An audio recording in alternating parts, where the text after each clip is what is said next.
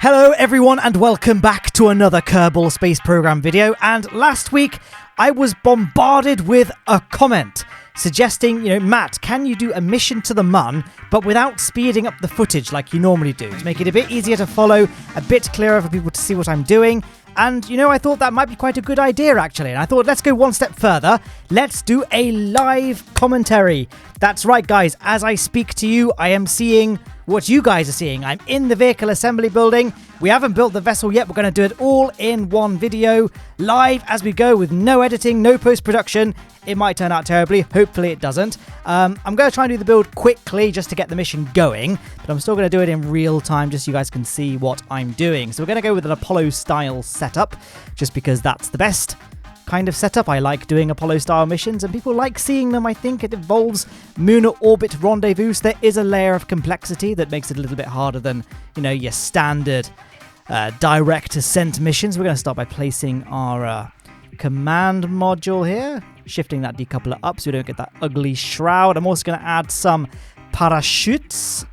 Let us not spend too long placing them. I like usually having them placed so they don't occlude the windows, but time is of the essence here, guys. The next thing we're going to do is place a little fuel tank here. Want to add some cheeky RCS ports while we're at it, and at the same time we're going to add a couple of solar panels as well. Does not need to be anything fancy because, you can do Mun missions fairly easily without solar panels if you just bring lots of electric charge, but it's always good to err on the side of caution in these things. Now for the engine, we'll go with the Poodle, and let's go with the single bell. I'm a bit of a hipster and wasn't added that long ago. It's still a bit of a novelty for me, so we'll just use that. Get rid of that massive shroud though. We're going to build the lander next. So in true Apollo form, we're going to build it below the command unit here. And once we get into space, we're going to have to do some reconfiguration. That fuel tank is way too massive. I'm going to go with the smallest 2.5 meter diameter piece, which is still plenty of fuel for a Mun landing, but our upper stage doesn't have that much fuel itself. So I'm banking on the fact that I'm not going to use all of the fuel in this lander stage. Rather, once we perform our lunar orbit rendezvous, we can transfer the remaining liquid fuel and oxidizer back up to the main command unit to give us enough fuel to get back from Mun orbit down to Kerbin. We've got a little ladder here, not necessary on the Mun because the Mun's gravity is so weak that a Kerbal could jump up quite easily and reach those doors, I'm sure, but also they can use their RCS jetpacks. Now we'll add a cheeky battery, why not? And we'll add a couple of solar panels on the lander. Again, not really necessary. This thing's not going to burn through its electric charge particularly quickly, but it's always nice to have, electric charge. You'd rather have it and not need it than need it and not have it, you know what I mean? So we're going to add all of the science units here. We are playing on my Lowne aerospace save, so it's a science mode save. So there is some benefit to bringing the science modules. Granted, we do have a fully unlocked tech tree, so it's not essential. You know what, guys?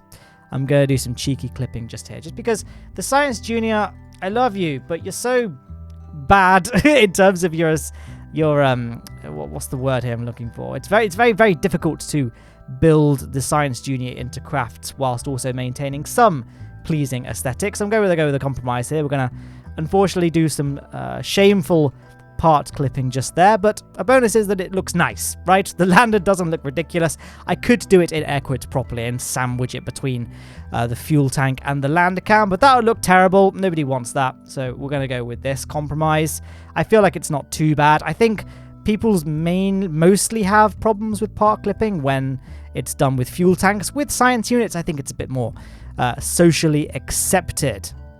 I guess one way we can make it a bit fairer is I've drained the monopropellant from that lander can, so we can sort of I can come up with an excuse to say that, yes, I made room by removing the fuel from the fuel tanks of the lander can.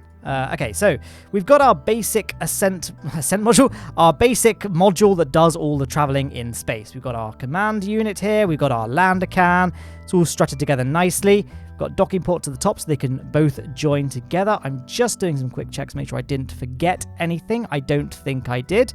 Famous last words. We of course have a launch escape system for no real reason. They're not particularly useful in Kerbal Space Program, but adds to the aesthetic, and I guess we've got a docking port at the top anyway, so there's no real reason not to have a launch escape system. Just looks nice. Now, why can't I complete this fairing just here? Is that gonna close? There we go. Closed. Nice. One thing I'm going to actually is going to quickly auto strut that command module there. Right. Let's get down to the lower stage. So I'm not going to go with anything too complex. We'll just go for a cheeky little ESA style fuel tank there. Because again, I do like the ESA parts. For me, it's still a bit of a novelty to have them. The skipper has a variant. Oh, that looks very nice. Which one should we go with, guys? Vote now on your phones. Let's go with that one. That looks nice. And then we'll go for a lower stage. Whoops. I still, I always pick the wrong decoupler at first, even though I've played this game so long. And then we'll put this in the best color, and we'll have 2 of them, because why not? And we'll put a Mastodon engine at the bottom. And again, we can choose a variant. I like the full version. And there we are. We pretty much have our spacecraft here. Now, guys, I'm going to show you one quick trick as well.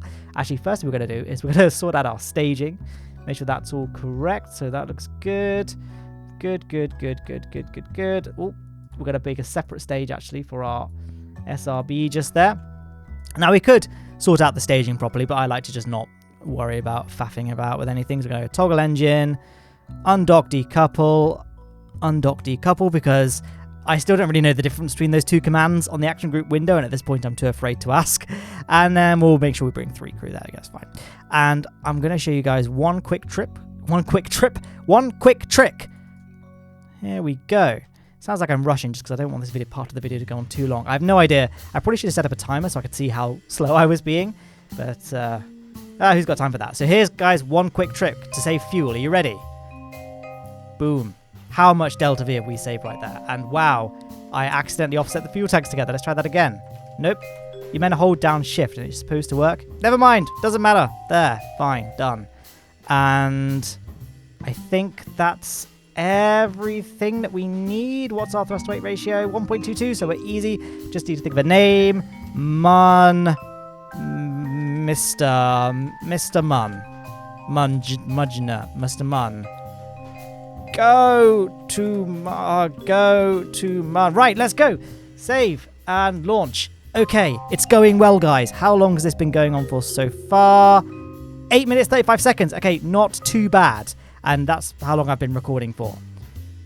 It looks like the game's crashed, so I might need to just skip ahead. Come on. Oh, we're back. And has it... Oh, there we go. Right. So we're going to turn on SAS, hit V to get the good camera mode. And then we're going to go 5, 4, 3, 2... Oh, hang on. Throttle up first. 5, 4, 3, 2, 1. Engage the engine and then deploy the launch clamps. And we are off on our way to space.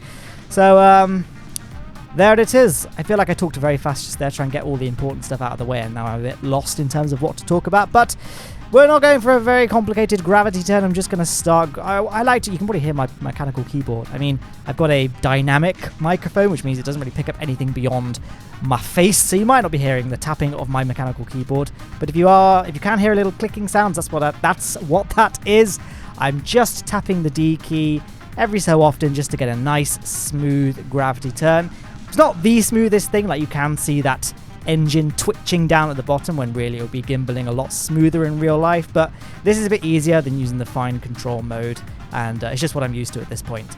Now, whilst I've got nothing really to talk about as we do our gravity turn and, indeed our Kerbin ascent, 2 things I've done many times on this channel, I can quickly mention why I'm doing this mission this week. Basically, I didn't have a lot of time to make a Kerbal space program this week just because I've had a lot of stuff on in day-to-day life, what with the current situation that we're all in, and many of you know my day job is working in a hospital, so that needs no further elaboration there. But also, I live in a pretty hot part of the country. I mean, most parts of England are not very hot, but I live in certainly one of the warmer parts of the country. I live in Devon, which is one of the more southern regions, and so it's a very popular tourist destination. Now, my family is descending on me this weekend. In fact, they're coming down on Thursday, which is usually the day I sit down and record Kerbal Space Program gameplay. And I was like, oh my god, it's Wednesday evening, my dudes, and I've not got any Kerbal content to upload to the dear viewers this weekend. So I thought, okay, I need to be able to do something quick. And I know this was requested, and a lot of people thumbed up the comment, so let's just go ahead and do this. We'll do a live commentary to the Mun. Should be nice and easy. In theory, I won't be needing to do any quick loading or quick saving. I now realise that my gravity turn hasn't been particularly efficient. I've just glanced back at the screen. I've just been sort of dictating to the world. Oh, actually, we've got something to talk about in a second. We have flame out in 3, 2, 1. There we are. So we can 3, 2, 1 again. Fire that upper stage. And we're not being particularly efficient here. I am burning at full throttle when we're quite low in the atmosphere. Well, relatively, as in you can see all the fire currently happening around the spacecraft, which is probably not a good thing, but it's fine. We've got the Delta V to brute force our way, and I kind of want to keep the speed. I want to keep the speed going. Normally, I time lapse all this stuff and have it playing back far faster than real time speed, but I can't do that now. So I guess that's it. Actually, I didn't have anything else to add because I can't time lapse it. I just want to try and go as quickly as possible. So now, once I get to about 55 kilometers, we're going to quickly disengage time warp and deploy this fairing. Then we can hit action group 1, get rid of that launch escape system. We turn on the lights, why not? And then we are just off on our way to space. Now, some of you may have noticed that I've not got a decoupler just here, or a separation ring. I don't know what they're called. I've got a decoupler, not a decoupler, a docking port. My goodness, Matt, you're getting a bit stressed. You're getting a bit stressed. I need to sit back, have a nice glass of whiskey. I haven't got a glass of whiskey in front of me. That was a mistake. I think that's why everything's going to go wrong, you know. Okay. Lowne Aerospace, powered by Whiskey circa 2015. Right, so it's going to be a 392 meter per second burn, which we don't have in this engine stage. So what I might do, how long have we got until our maneuver node? Joe up. I'm going to break away from Apollo tradition. Not that this was going to be particularly faithful to Apollo once we got... well, I guess it's only really Apollo in the sense that we have a lunar orbit rendezvous maneuver. We weren't 3-stage to orbit. The actual configuration from here on out is completely inaccurate. Like, Apollo wasn't refueled by its own lander. I meant Apollo style in the sense that we do a lunar orbit rendezvous maneuver. So we're going to do our reconfiguration a little bit early so that we have this engine ready to go once that lower stage runs out of fuel. So we're going to make sure we're controlling from this part of the ship now because our command module is facing the wrong way. And we're going to just coast along now to our maneuver node. And 3, 2, 1, we're going to start the burn. There it goes. So we're just going to keep an eye on this. In fact, we're going to make sure we disable crossfeed as well before we start draining that lander cam. Okay, we're out of fuel, so we're going to decouple. And then we're going to switch. We're going to just quickly point retrograde because we're still controlling from this thing. And then we're going to control from here, point to the maneuver node. And then we're going to go up quickly. There we are. And it was all fine. And as you can see, our periapsis height is still well within the atmosphere. In fact, we don't actually have a periapsis yet. So that lower stage there will just crash back to the surface of Kerbin. It won't be left stuck in space. And there goes our periapsis. 3, 2, 1. We are now in space, ladies and gentlemen. We can pat ourselves on the back. I can have my nice glass of water. Yum, yum, yum. And then we can set the MUN as our target and create a maneuver node to get there. So where is the MUN? It's there. So we probably want to be dragging this around like that. There we go. So focus view. Let's just get any old MUN encounter. Doesn't really matter what. That's quite inefficient. 800 whatever meters per second. Oh, I'm under so much. I feel like I'm under pressure now to do this well. Whoop. There's just you know, that's fine. That's fine. What is that? 62 meters. It's fine. We'll do it in post. No, I can't do that. Damn. Right. I mean, darn. Can I bleep that out? I'll probably forget. Okay. So, where are we? Start burn in 40. Oh, hang on. Control from here. Oh yeah, that's fine. Oh yeah, we're just miles away from our maneuver node. That's why. So we're just going to coast around to our maneuver node. And why is our burn time 0.1 seconds? Is that a mistake? Do I need to rearrange things? Okay, that's fine. 1 minute now. Okay. So, start our burn. It will be about 30 seconds from our burn position, like when we need to start the burn. Okay, right. So, 6, 5, 4, 3, 2. Well, okay, that's fine. Right. And then we're going to quickly engage physics time warp ×4. Now, some people still don't know how I do this. The way you can engage time warp whilst you're doing an engine burn or what have you, you just hold down Alt and then press the full stop button or period button for my American viewers. And then you can engage time warp whilst you're doing an engine burn. And there we have it. We have our MUN encounter. Now that I'm just watching, I can just do some fine tuning. Let's just go for... I usually like to go for 30. 36, that's fine. I like going for 30 just because it's a bit more a nice round number. Low enough where, you know, it's low so you can it doesn't take much fuel for landers to go to and from the surface, but it's also high enough to make sure you're definitely not going to smack into any tall mountains. I'm going to do a quick save. Hopefully I won't need it, but I am pretty notorious for getting a bit too trigger happy with the time warp buttons. Hopefully that doesn't happen to this. And there it goes. Oof, Mr. Mun is on his way, or her way, you know. It's current year. We are very accepting of... This is a topic I shouldn't be going down if I don't want to get demonetized, so let's just keep an eye on the map screen. We are 8 minutes away from burn, so we're going to just cut back to the gameplay window, continue time moving down. Oh, there we go. Right, so 3, 2, 1, go! Sure, it'd be great. It'd be great if I should probably set this video as a premiere, just because whenever I do premieres on YouTube, people always get really confused asking if, oh, is this a live stream? And then people are like, no, it's a premiere. But because this is a live commentary and I keep on referring to this as all happening live, oh, it's going to be a real bamboozle.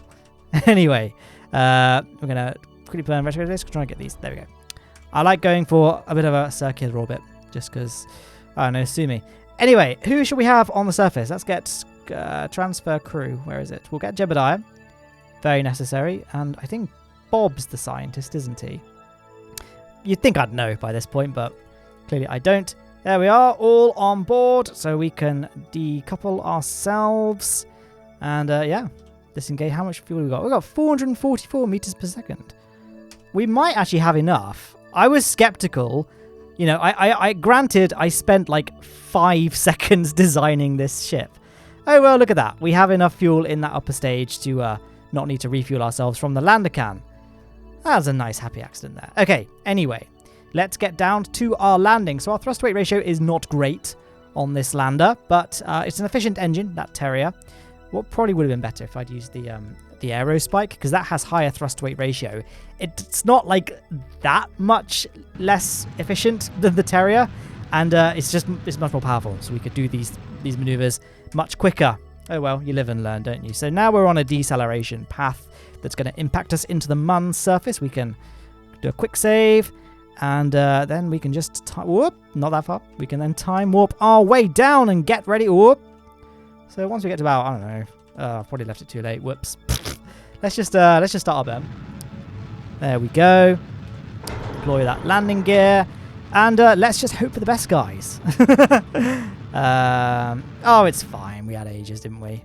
So may as well do another quick save. Now I know we're going to be safe. And then we're going to... In fact, one thing I'm going to do, I'm going to make a custom quick save when I land on the surface, because I'm going to need to make a thumbnail for this video. And usually I like making loads of quick saves as I go through missions, so when I decide on what the thumbnail is going to be, I can just reload that point in the flight at which I reached that area where I wanted the thumbnail. It's really difficult to speak English and also, you know, fly somewhat decently in Kerbal Space Program. Okay, so we're now rapidly touching down. Well, imminently we're touching down on the surface. We are rapidly decelerating. Oh, drat, I could have added some lights to this thing. That would have been epic, wouldn't it? Oh, well. Okay, so I'm going to try and aim to be touching down slower than 5 meters per second because, you know, I want my Kerbals to have a nice, relaxing ride. Here we are, ooh, let's get that below. Let's go below one.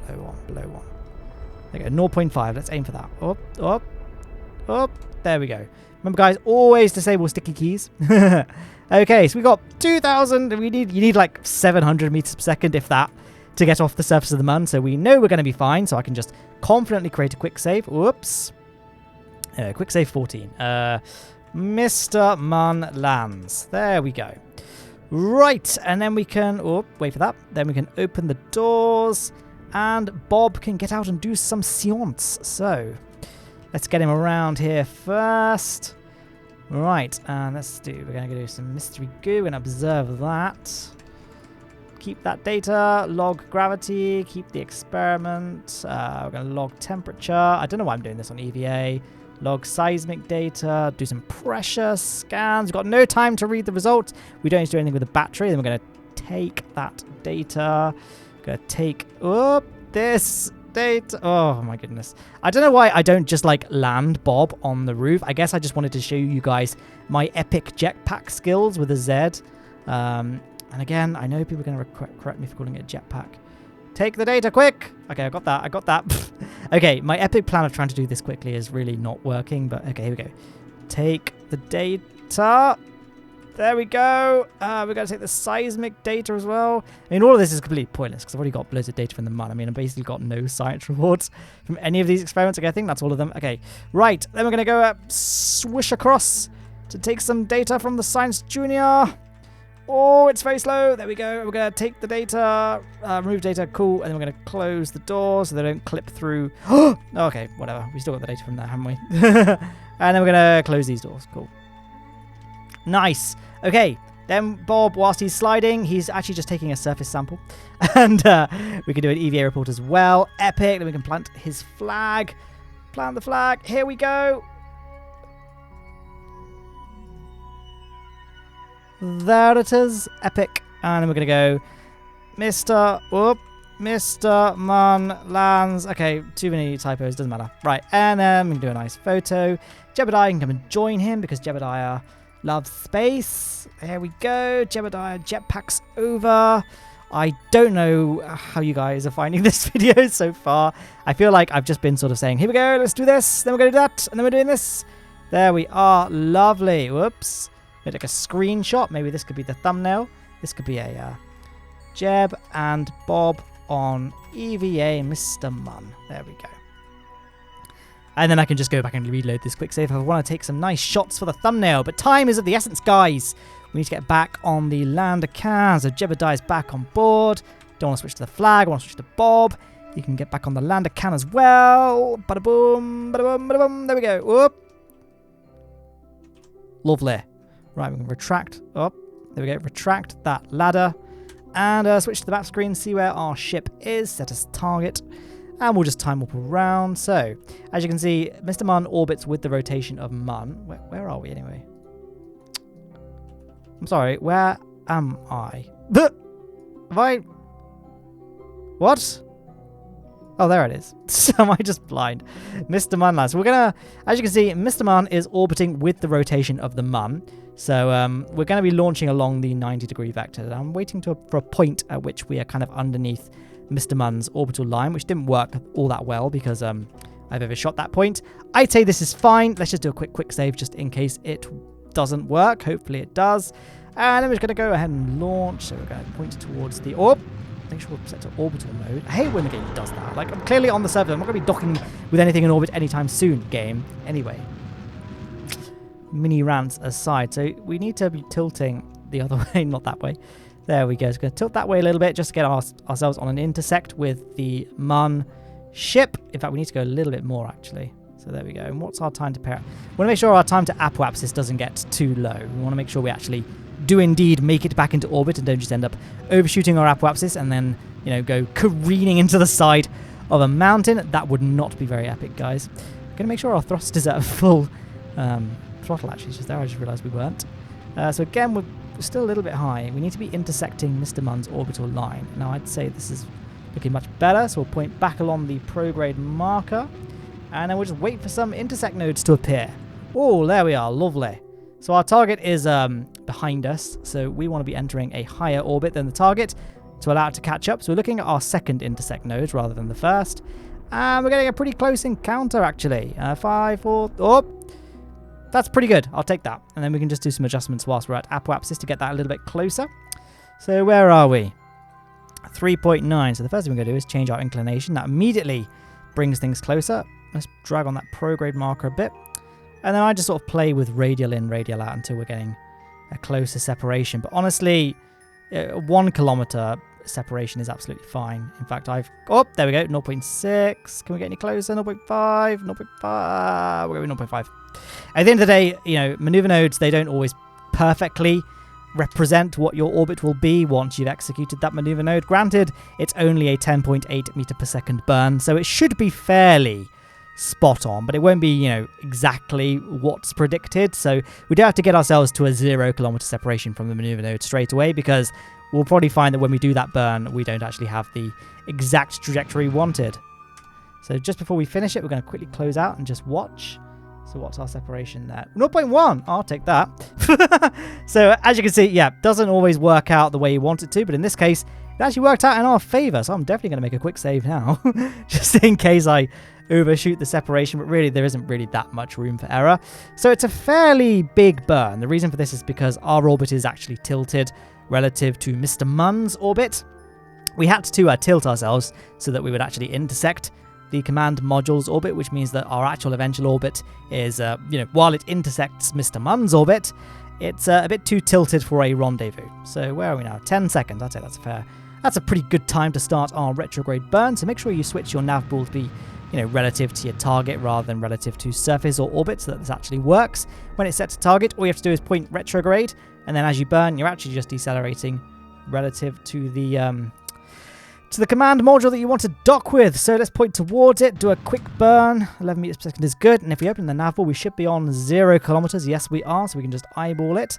So you remember my my video last week wasn't quite so clean at this point. I whooshed towards our mothership a bit too quickly, and we caused a bit of an explosion near one of the nuclear engines. Luckily, we haven't got any nuclear reactors on board this thing, so it wouldn't be quite so bad, but I would like to avoid it nonetheless. So we're going to do the patented Lowne lazy method of docking. We're going to target, so I'm going to talk through it a bit slower now. We're going to control from our docking port here. I've double-clicked the docking port on the mothership, and then we're going to press control from target on this thing. Now watch what happens when we do the same on the mothership. Control from here, set as target. Now watch this ship and this ship as I engage SAS and point towards our target. See that? They both automatically align themselves. Then it's a mere case of a quick... Whoop. I pressed C instead of X. Quick puff of the engine and they align effortlessly. Nothing left to do now other than shut down this engine and transfer our crew across. Now we can do one through the docking port. Let's do Jeb because he's the pilot. But then Bob, it's important that we at least get him out of the ship at least once, just so that we can extract the data from the land account. Now you might be able to do this without doing this. Like you might be able to do it internally now, but I'm old school and I don't think there's a change now. Basically, we're going to be discarding this land account, which means if we ditch it in its current form, it'll be ditching all the science as well, and we don't want that. So you want to make sure you take the data from that pod, which you do on an EVA, and then when you board the next pod that you board, it all gets stored on that. So now all of our science is in the command unit, which is a good thing. So what I'm going to do now is, this is shut down, isn't it? Yes. We're going to quickly, I don't know, we don't need it, but whatever. I designed the ships to work this way, and it's nice to have a bit of extra fuel so that we can dump that lander stage. Although that being said, let's just do things properly. Okay, we do have enough Delta V to get back to Kerbin, and we can take the lander cam with us, and it means that there's a bit more space on board the craft for the Kerbals to, move around. But here at Lowne Aerospace, where's the control from here? Yeah, I don't know why I didn't immediately see that we'd started decelerating, so I knew we were controlling from there, but. Time is of the essence, guys. I just want to get this. I want this good video to be perfect. Okay, undock that. So as you can see, that lander can is going to smack back to the surface of the Mun, not leave any debris in orbit. Oh, it's fine, guys. Rocket engines, they're pretty robust things, right? And as you can see, over 400 meters per second left in the command module stage. More than enough to get back to Kerbin, which we can do now. So we're going to make a maneuver node. We'll drag it so it's going exactly backwards along the Mun's orbital path. That looks pretty good. And where's our periapsis? Nearly in the atmosphere. Let's drag that up a bit more. Let's go for... I usually go for like 35. 38 is fine. Okay, then if we drag this around a bit more so it's exactly backwards, we'll find our periapsis is now a bit too low. So we can save some fuel. I don't know why I'm trying to save fuel, to be honest. We need to get things moving again. So let's just time up around to our burn. Oh, I always get panicky doing time warping as fast as this, but this is a speed run. It doesn't matter, guys. I overshot it, and we're going to watch our orbital line go, and then just at the last second, I'm going to cancel out. We just do it. Whoop! Let's just burn retrograde with RCS to get that back up. So I've just enabled RCS. I'm just using H and N to go backwards and forwards. There we go, just to save a bit of time. And that's it. We can go back to Kerbin. We're going to make a quick, not that kind of quick save. This kind of quick save. There we go. And then we're going to just time warp up. There we go. We're going to time warp down. Now, you may be wondering why I've not detached that lower stage just yet. And that's because you guys, veterans of the channel will know that I like decoupling it at the very last moments. We've got a nice fireworks display upon re-entry. And here we go. Let's watch some fireworks, guys. So one thing I could have done to save a bit of fuel, actually, was shave off some of the ablator just here. Where is the ablator? I've clicked the wrong thing. Watch that. It doesn't look like it's exploding, does it? We've got 800 units of ablator, which is like way too much for a re-entry speed of this. That's this slow. We only really needed, like, well, as you can see, a fraction of what this heat shield comes with. And as you shave off ablative material, you're also shaving off your mass, as you would imagine, which means that you gain more delta V. Granted, we had more than enough delta V in this craft, but it's always nice to have a bit more should you need it. And, you know, we could have used the extra fuel from the lander can that we ended up transferring back to the mothership to maybe hop to another biome. And just like I planned, we are coming in over water, which means we're going to be splashing down, much like Apollo. And I didn't actually plan that. That's just that's some good luck right there. So I detached the heat shield a bit too soon, to be honest. Not that we needed to detach it anyway, but I just like doing it for, I don't know, completeness' sake. But you've got to detach it when these things fully deploy, when the parachutes fully deploy, because at the moment you're not going slow enough for that thing to separate cleanly. But they'll be opening up in just a second as we pass the, there we go, 1,000-meter mark.